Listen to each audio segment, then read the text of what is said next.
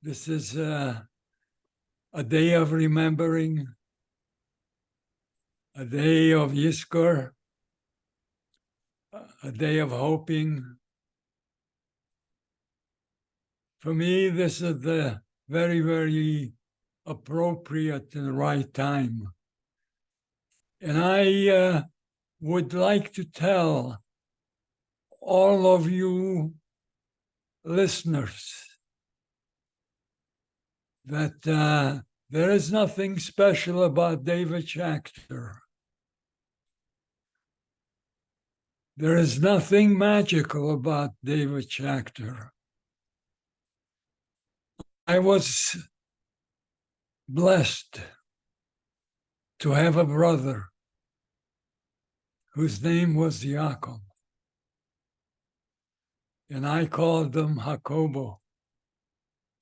I always called my brother Jacobo because in the Slavic language, almost like in the Spanish language, Jacob is Jacobo. And ever since I was able to speak, Jacobo was mine. Jacobo was my everything, especially when Shoah began. And I submit to you, I submit to all of you, I am here talking to you not because of any of the two important elements I just mentioned to you. I am here because Jacobo hovered, protected, and took so many beatings that were meant for me. He took those beatings. Jacobo will always be my protector.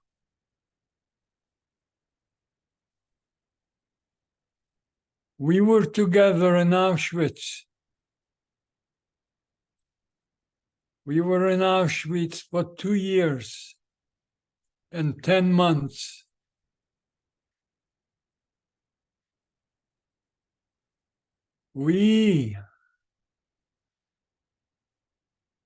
My brother and I,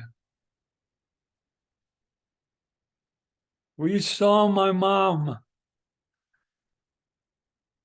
We saw our mother and my two little sisters, whose hands my mom was holding on to. They were marching down a slight hill towards a mega hole in the ground with dogs biting them and barking at them. And as they were nearing the hole, they were machine gunned, and their bodies fell into these magnificent, big, ugly holes in the ground. We saw that. We knew what the destiny was.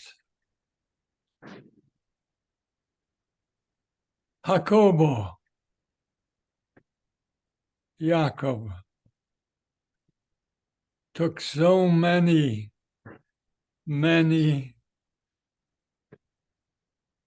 punishment that were actually meant for me.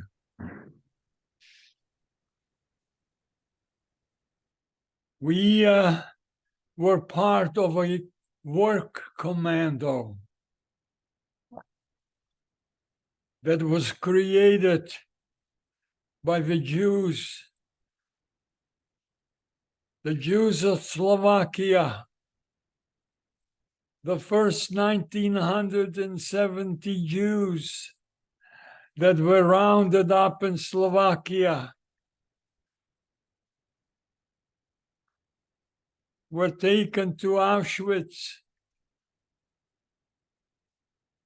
on Pesach time, 1941.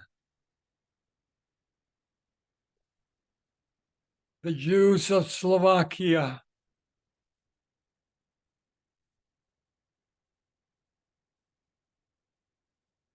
were helped create the work commando to clean and repair the train, the cars of the train that carried us to Auschwitz.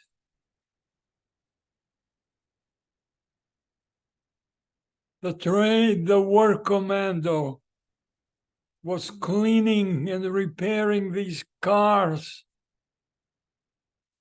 so they can keep on bringing these people to Auschwitz.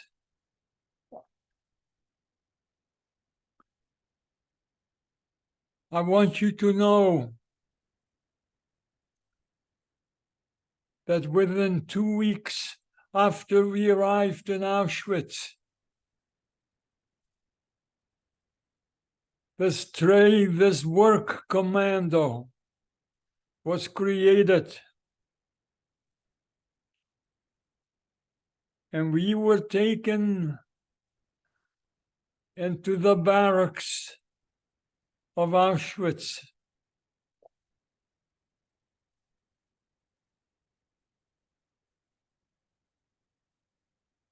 We had a big plaza attached to the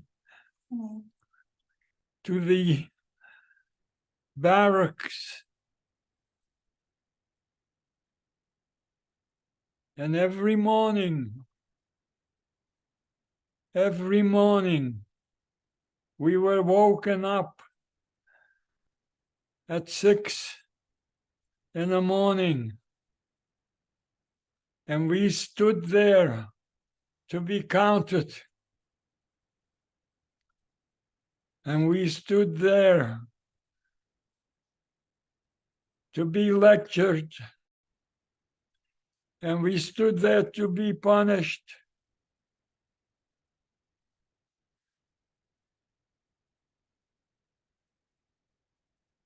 We had these bunkers in the bunker that was chosen for us. Jacobo slept in the top level of the bunker. I was destined to sleep on the bottom level of the bunker.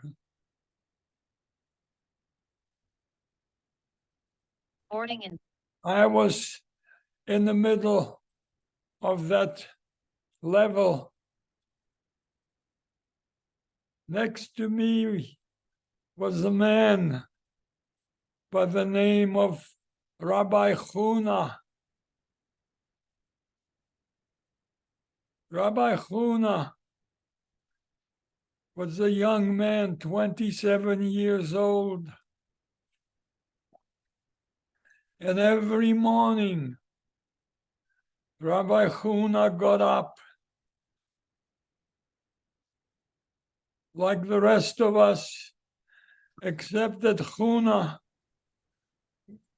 davened every morning loud.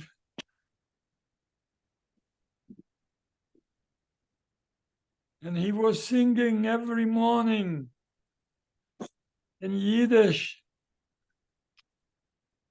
wishing the Ribbono Shel Olam a good morning. But the Ribbono Shel Olam never responded. He kept on screaming and begging and crying. A guten Morgen, Ribbono Shel Olam. A guten Morgen, Ribbono Shel Olam. But the Ribbono Shel Olam never answered. After about a year almost, on the holiday of Sukkot, Huna again in the morning, he was singing the Modeh Ani Lefonecha Adonai Elohai Elokai Avosei.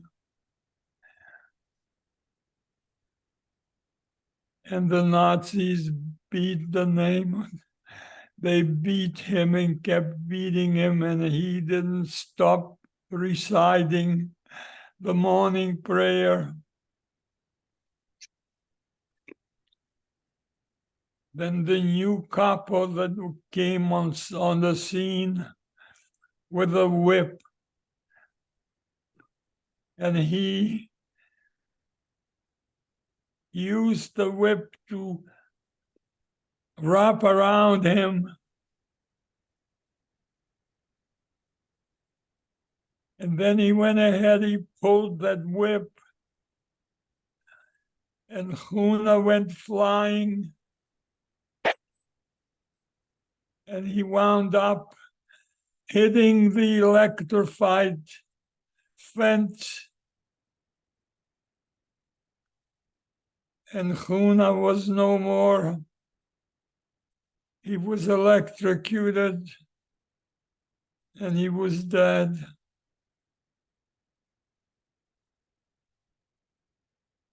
I want you to know that this was what we all had been exposed to.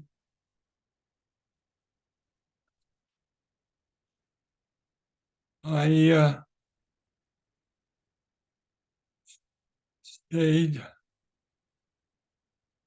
we stayed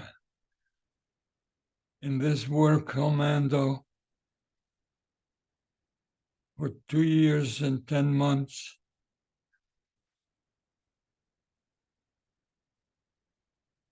And in 1943,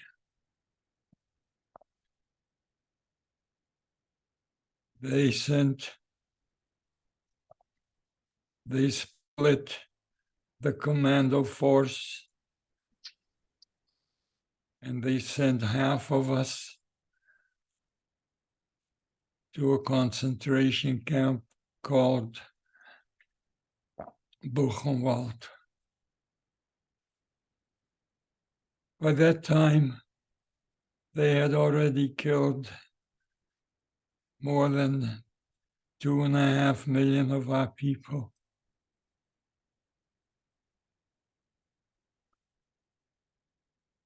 But they didn't have any cars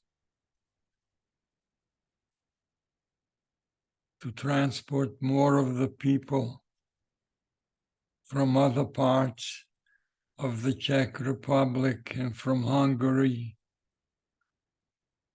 and from Poland.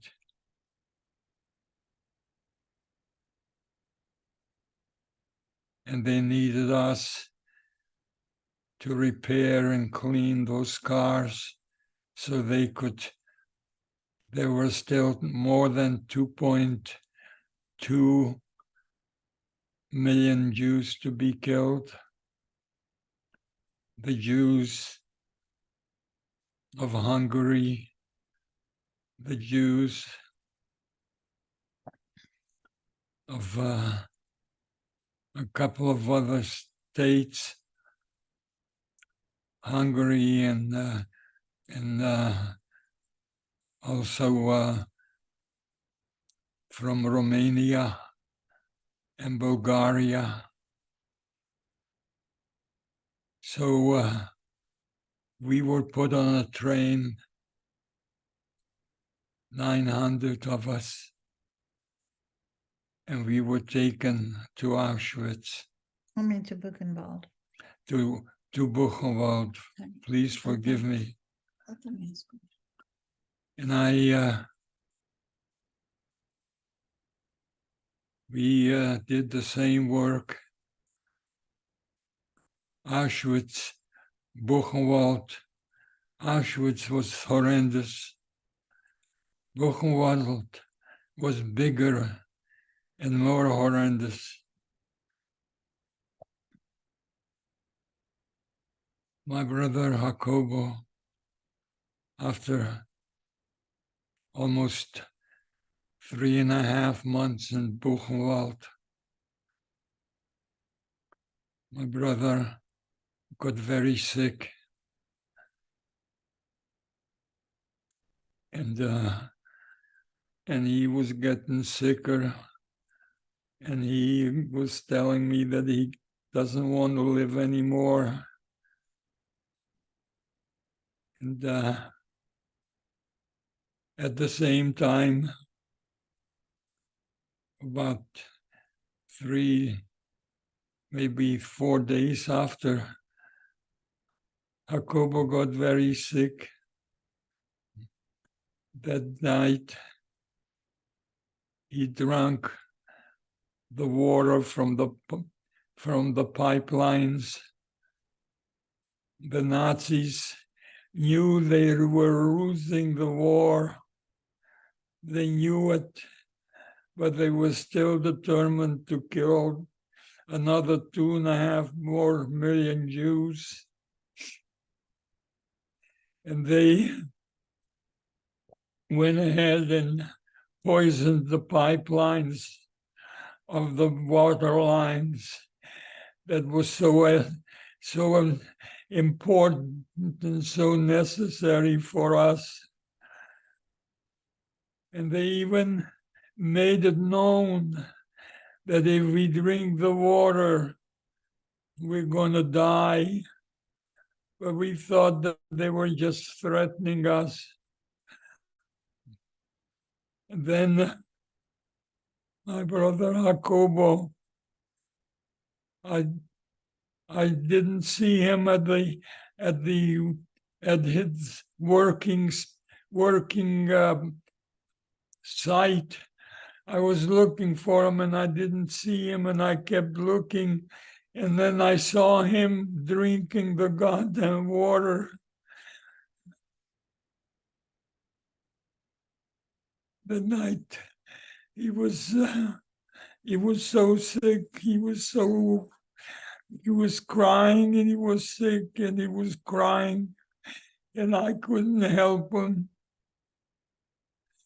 And next morning, we were marching to work, and Jacobo couldn't walk. He couldn't move. He couldn't take any steps, and I couldn't hold him. And he couldn't hold on to me.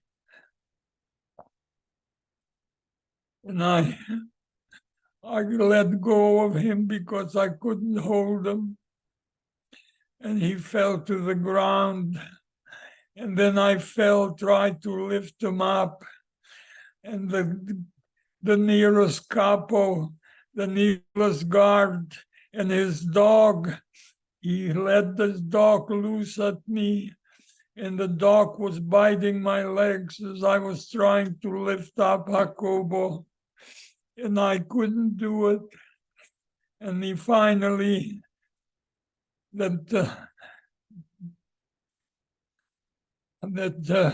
guard, he finally hit me with the whip.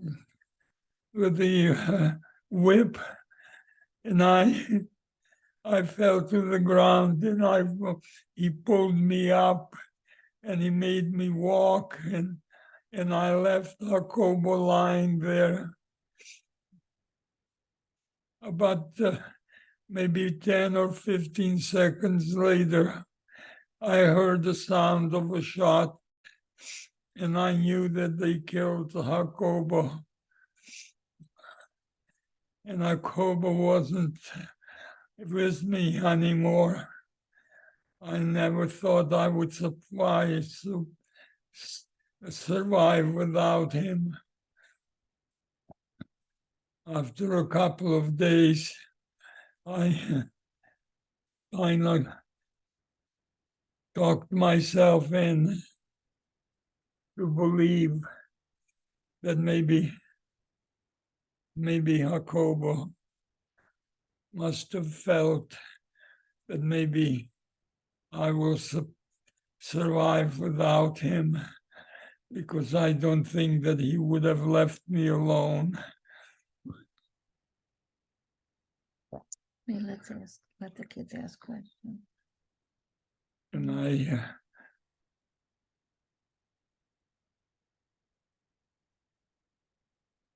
I was in Buchenwald for another 3.5 months. And they went ahead and took this war commando, and they put us on another train, and they shipped us to another concentration camp called Regensburg, which was a concentration camp for women. And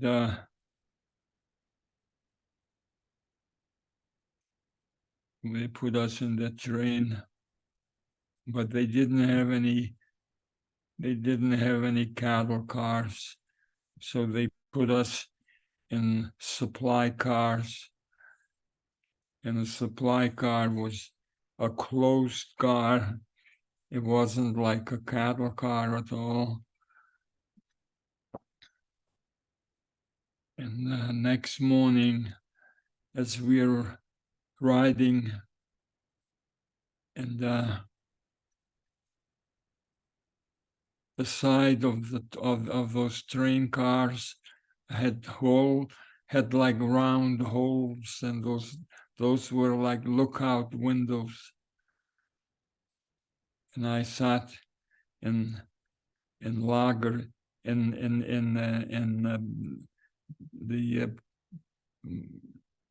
the number 2 car.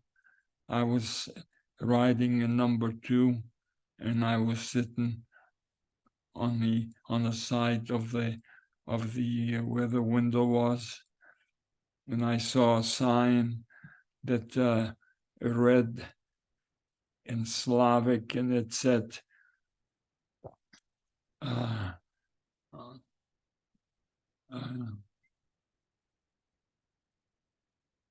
It said where Passau was the it sign. said Passau.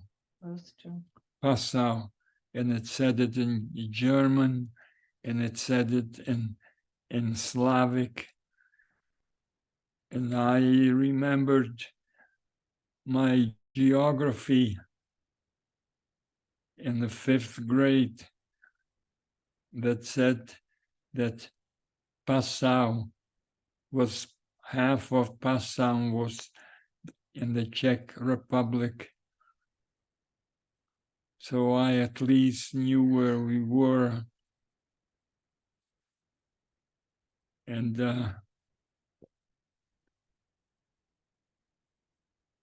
that same morning, very shortly after, I saw that sign. The train was being bombed.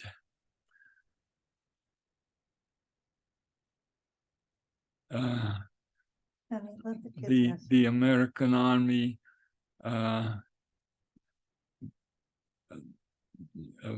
General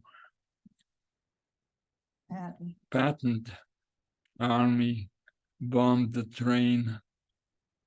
They thought that that train was carrying some war materials, and they went ahead and they bombed the hell out of the train. The train that we were riding on came to a stop.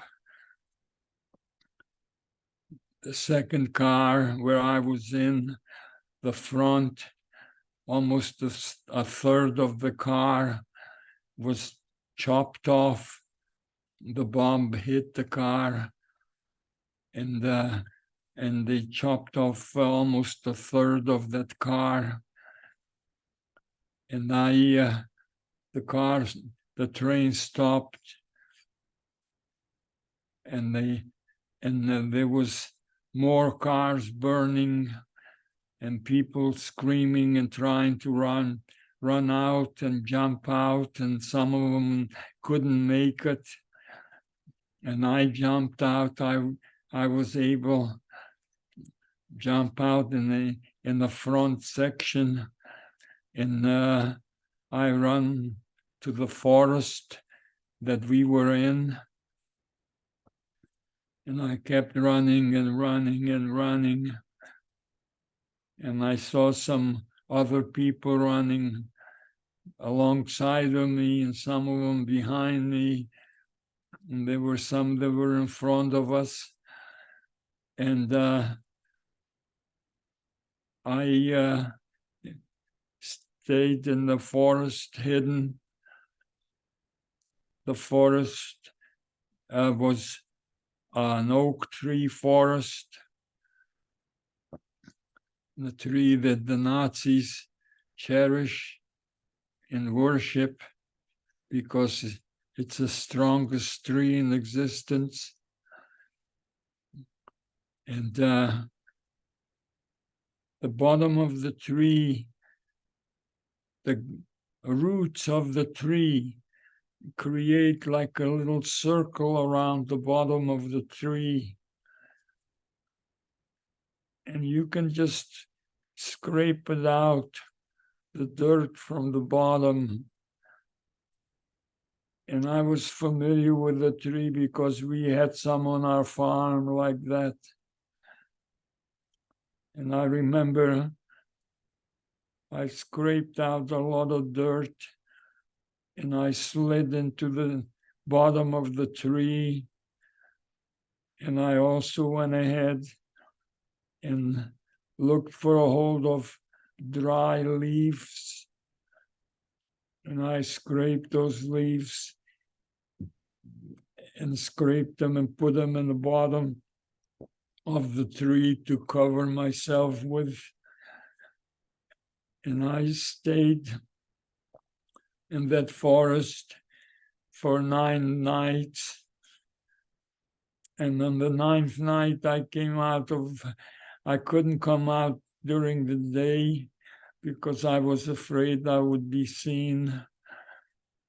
And at night I came out and I saw some lights, and they looked fairly nearby. And I started to walk towards them. And I could hear them speaking, and it sounded like they were speaking in Slavic. And I kept yelling and screaming and calling, but my voice didn't carry, and they didn't hear me, and they didn't see my shadow either. And that was like such a waste of me being out, and I was even afraid that I would be caught.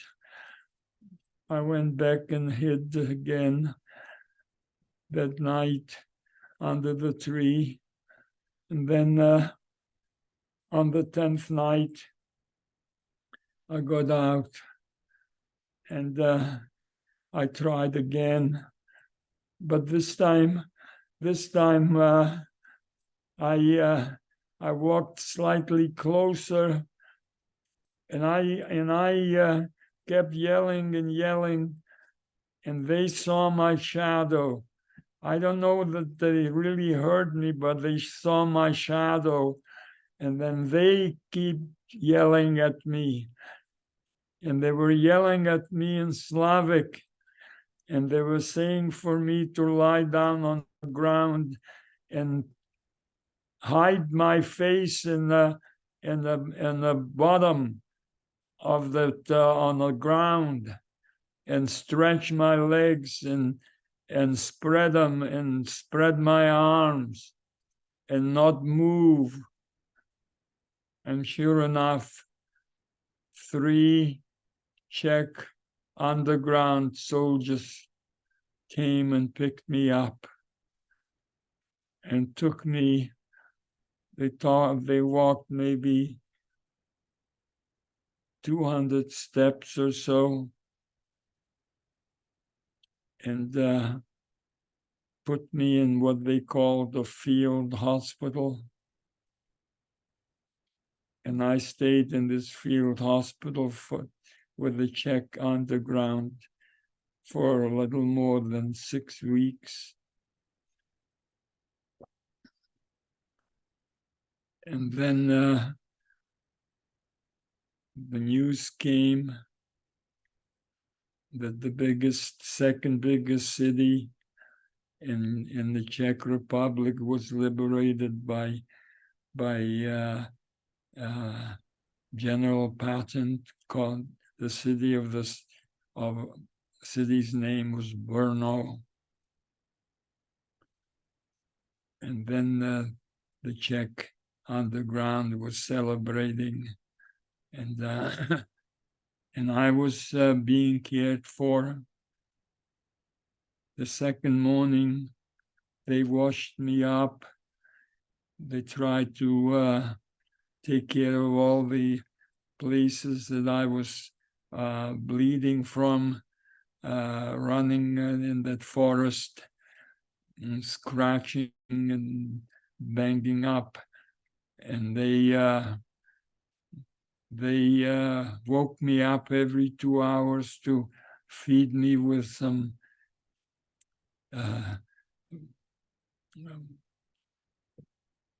liquids. I don't know what those liquids had in it, but they were like soup or something. And they fed me every 2 hours. And then 2 weeks later, the 6th week, the news came that General Patton liberated Prague from the Germans. And there was a big celebration. And about 10 days later, the Jewish Agency of Prague was notified, and they had a big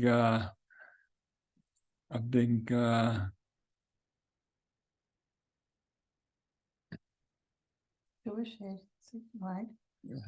When they had a celebration, yeah. the Jewish for the children. You're talking about the orphanage? Yeah, the orphanage. They And you let the kids ask questions. They asked the orphanage asked the Jewish agency took all the kids to the orphanage. Yeah, took all the survivors to an orphanage in Prague, and the Army's field hospital assigned a man, one of the soldiers, actually 2 of the soldiers, and they accompanied me to Prague, to the orphanage. And I stayed in this orphanage all of 1945, 6, 7, and 8. And then in 1949, I was taken to be taken out of Prague, and I was accepted as an exchange student from Czechoslovakia to America, and that was my so-called liberation. Well, ask if anybody has questions. I would very much welcome your asking me questions. But before you do, let me permit me to tell you and express myself to all of you, especially to the fabulous lady and the rabbi and all of you who were watching the film. Let me tell you what I tell the world. I call my being here by the very proper description, and it's called Beshert. It's Beshert. It was Beshert that I survive.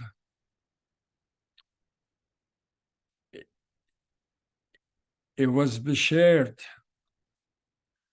that I live. And if indeed it was Beshert for me to live in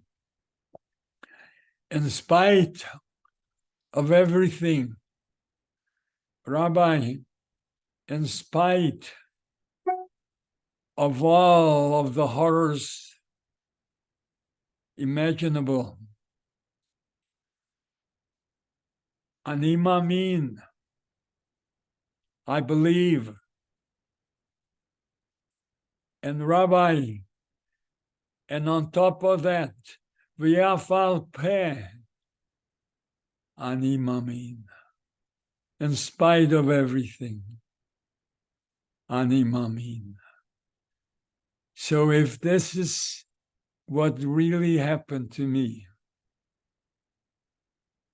it's Beshert that I speak and reach every Jewish neshama, every Jewish child, every Jewish child at my command, and that I do and tell every child I come in touch with. I ask 3 things of every one of them. Number 1, I want them to know who they are. And please, all of your listeners, I'm including you in that mass of kinder. I want you to know who you are. It's so important.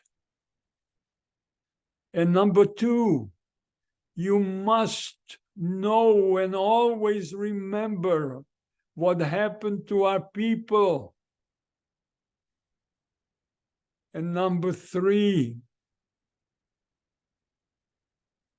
please, I want you to be my mouthpiece when I'm no more.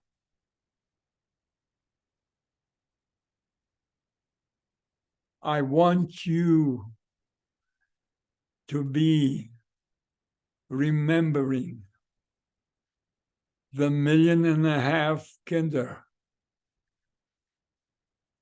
1.5 million kinder who were mercilessly killed for no other reason other than they were Yiddish Kinder. And I, knowing that you will take this responsibility, because I want you to know something. And please hear me, and also please understand me. Such a big segment of the world is still denying the Shoah. The Polish world, can you imagine the chutzpah? The Polish world claims they were the ones that the Germans punished. All right, honey, let the kids talk. I want you to know that this is the biggest lie. I want you to know that they enjoyed killing us. I want you to know there wasn't an Ukrainian or a Latvian or a Lithuanian or a Polish or a Slavic that didn't enjoy killing of our people. Well, there were some righteous Gentiles, maybe. And I want you to know that I had the privilege, and I think you know it, to create the March of the Living. One of the people. I want you to know that I have accompanied over 100 of our kinder. I've been on 20 March of the Livings. I want you to know that there isn't a child, there isn't a youngster, there isn't a Yiddish neshama that I accompanied that will ever forget what they saw and what they experienced. I want you to know that to me,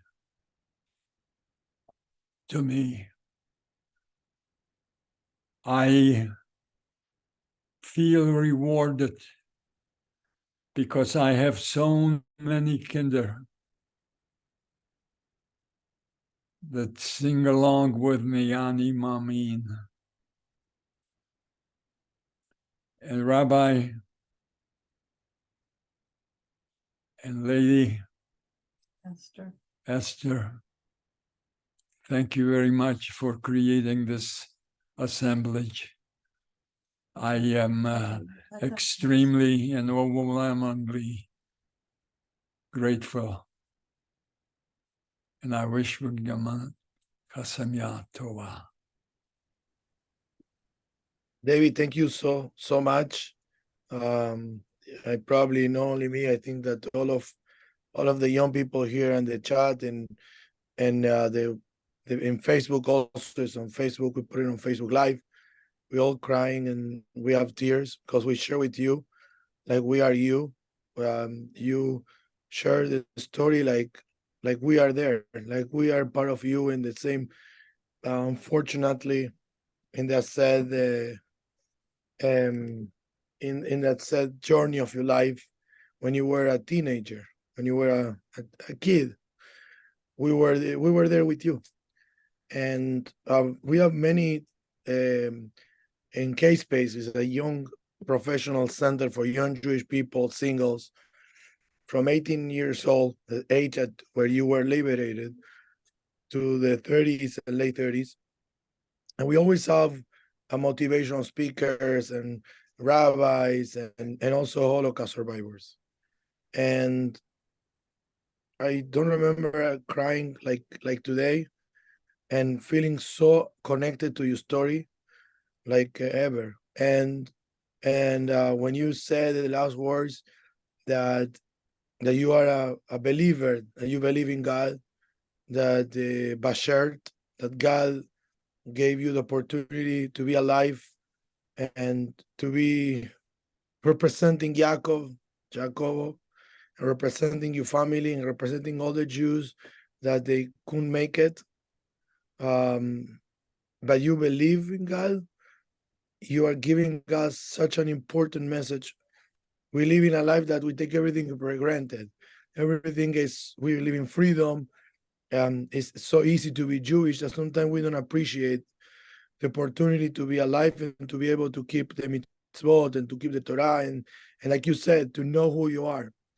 So I would like to ask you if it's possible, and we also recording this, so we will share this forever for the others that didn't listen to you today. I would like you to give a blessing, a bracha, because we know it's known that someone that survived the Holocaust, doesn't matter if you believe or everybody believe it, doesn't say believe or no, it's a tzaddik because it was touched by God. But you, that you say louder that you believe and you survive the Holocaust, you are a holy tzaddik, a holy man, and your blessing is very powerful.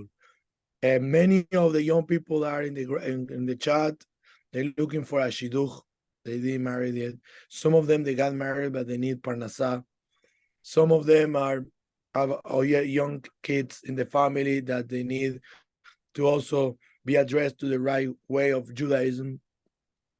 So can you give us a bracha, a blessing? Yes, I can. And Rabbi, let me tell you this. I would like for you to invite me for one Shabbat dinner. Yes.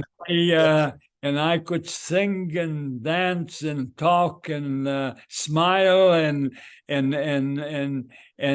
be part of that gathering. Okay.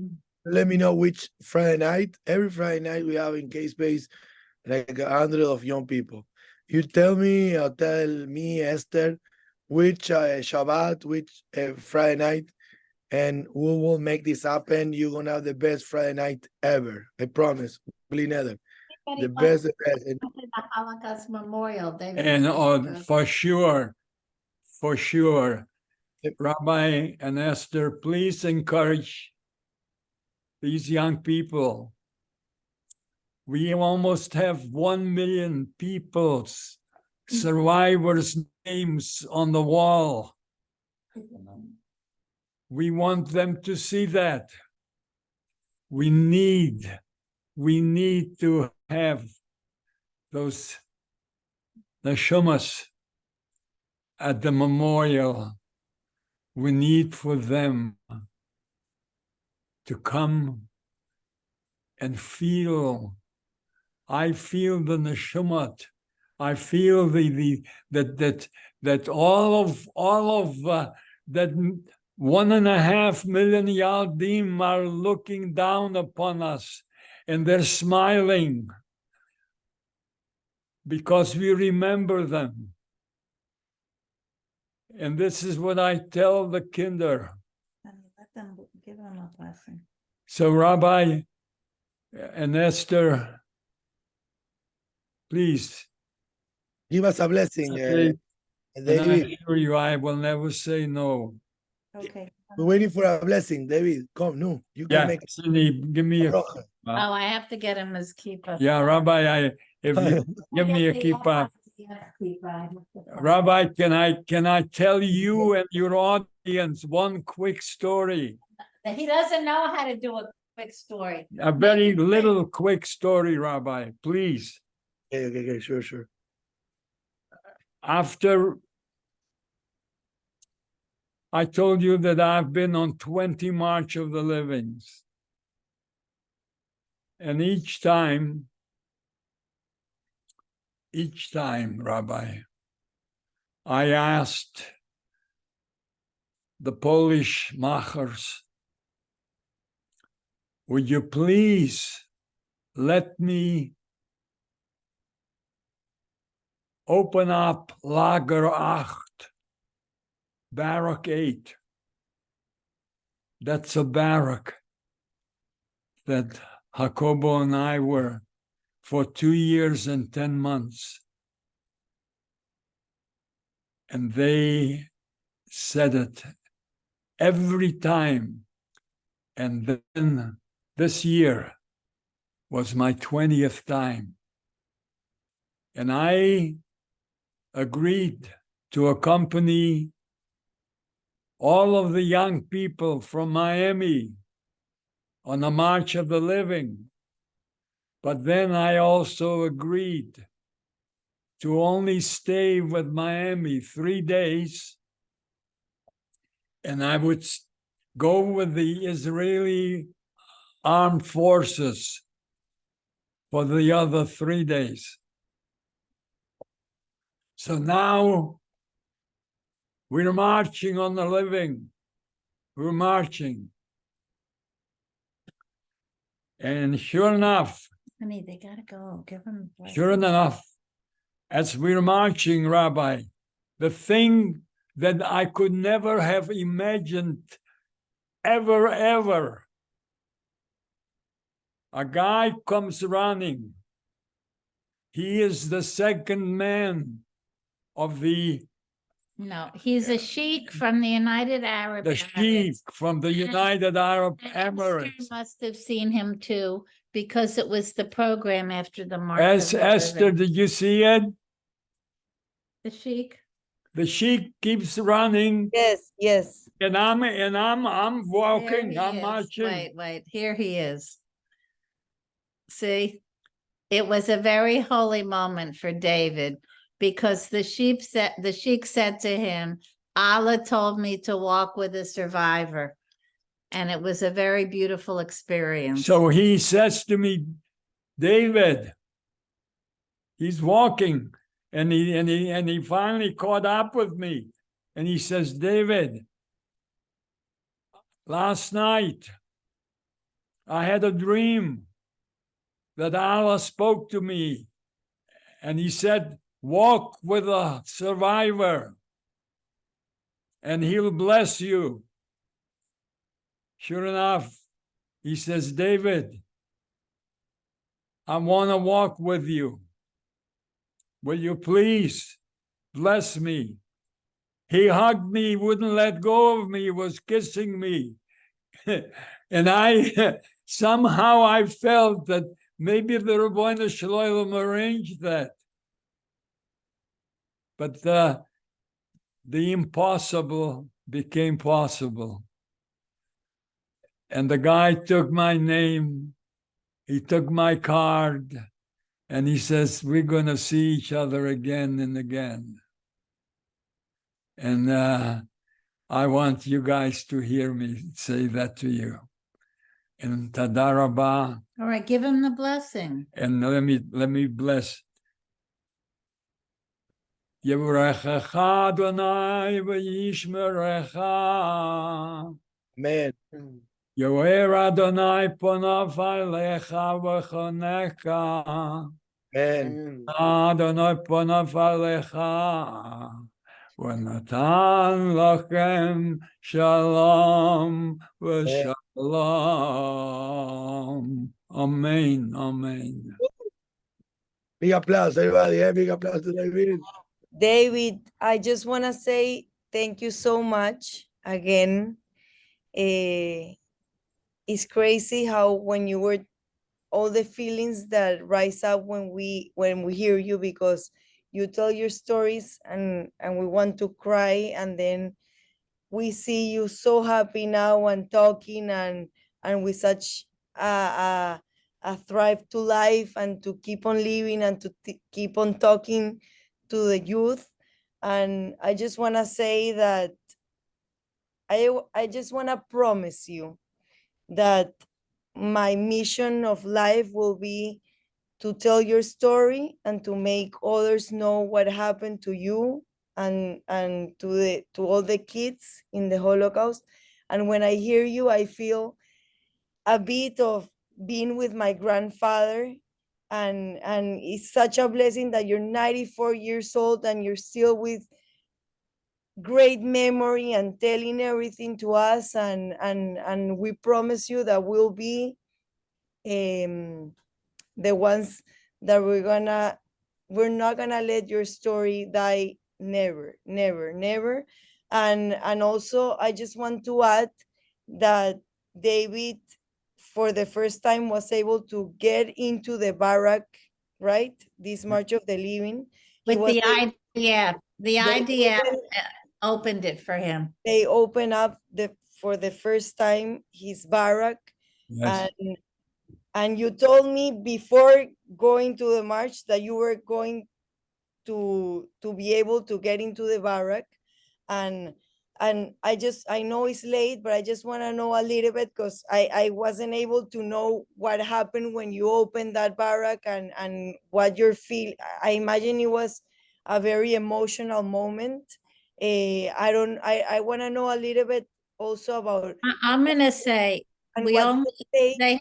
they had to sign all kinds of waivers. Auschwitz is considered a museum. Israel supports that museum, and that's how they were able to convince them to finally let David inside. And only 6 of us were allowed in. The general that was with our delegation, the rabbi who's their CEO, the public relations person, actually another couple, and the cameraman and me. And when we walked up those stairs, David became a different person. He looked like a very old man, which he doesn't look like now. Look at him. He doesn't look his age. He was in terrible pain. We were in pain because we didn't know what to think. And we walked up the stairs into the first room, and everybody's looking at me because they didn't know what, he was speechless. It wasn't the right place. We were trying to walk into the barrack. It was a room, which she tells me after was where they punished them. Then we went into another room that looked like a bathroom. And then we walked into another room. And in the meantime, nobody is saying anything. We're just kind of pushing David along. And David, when we went into the room that was a barrack, he said, "This isn't it." We walk across the hall, and immediately he said, "This is where I was with my brother." And he went into another place. He totally was back there from 80 years ago, imagining the beds, imagining everything. And I'll let him say a few words now, but we were only there the most 10 minutes. We were worried we were going to lose him. Well, I thought I don't know. I don't want to sound like it's an exaggeration, but I promised you. It felt like I was going to die like 19 times in that few minutes I was there. I was trying to confront myself or try to assure myself that I didn't make a mistake by insisting, but I did it, and so my animanim Riafalpe is working. Well, thank you very much for sharing. I think No, it's a he little bit, went back as a person. The last time he was there before, he was a number. And I think that's why it was important for him to go back and to say we won, and to be with an IDF. And that was closure. He doesn't ever want to have to go back to Auschwitz again. No matter what, he wanted to be there the last time with the soldiers. And as painful as it was for everybody that watched him, and worse for him, it was closure, I think. Right, David? Yes, and I I want all of you to feel what I feel. That, and I told this to the general of the IDF. I told it the whole, all of Israel to hear. Had there been an Israel, had there been an Eretz Yisrael, there could have never been a Shoah. And I'm so convinced of that. And that's what makes me want to say it again and again and again, and louder. So thank you so much. If anybody has any questions, because nobody got a chance to ask any, but if you have important questions, you can email us, Esther, and he'll tell you. Or you can Exactly. email I know him. it's a little bit late, but Right. I think everybody here in the chat has my phone or my email or Rabbi's phone. So please, I'm sorry that there wasn't a lot of space to ask questions, but I think the most important, and we're privileged to be able to hear you and to hear the story from you. So thank you so much again. And I agree with you. We have to support Israel, and we can live in the diaspora as a free Jews because we have Israel and the army. And thank you from the bottom of my heart. It's always an honor to hear you, David, and may God give you many years with good health. 100. We're gonna 120 or 150, we have to say. Esther, I 120 want you short. to know that, Esther, 120 short. I want you to know that Sydney doesn't stop saying to me that I'm going to live to be 100. And I said to her, how do you know? She says, I know it. Because I'm And, planning his party. but- All right, Lila Tov, everybody. Thank I you have an so idea. much, everyone that joined. I have an Thank you. quick idea. If you have Thank any questions, we're gonna Yeah. have David and Sydney coming to Kishbe for Shabbat, Okay. on Friday night. So they Exactly. can come and ask Okay. questions.